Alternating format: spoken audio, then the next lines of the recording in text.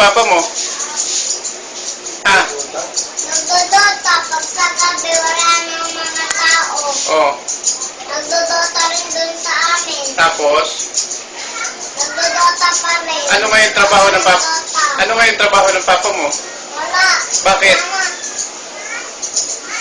Kasi, wala naman doon yung trabaho. Meron pala dinidok pero doon lang ako. Oo. Nandun ako sa bus. Pero pinupuntahan ko siya, tinatawag ko siya. Pero nagkakantin sandali lang siya. Tapos, Yun lang. paano kanya binibilan ng laruan? Kasi, dati may trabaho, wala naman. Oo. Yuyugok lang ako, nangingilang. Kanino? May lola ko, Sinong lola?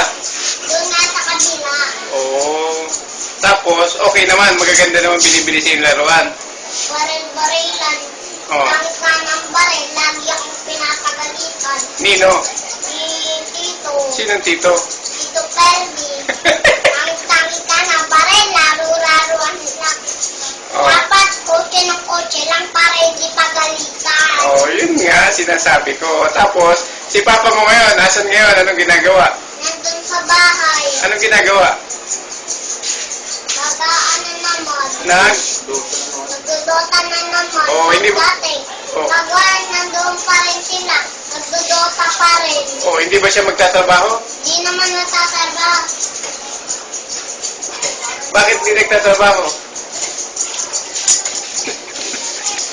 Matitag naman. Oo. Pero hindi naman nag-aano. Kala niya yabang-yabang.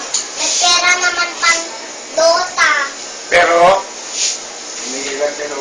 Mangilang kay lola, kay mama, kay pap, kay lolo, oh, kay tita, kay tito, kay tito rin.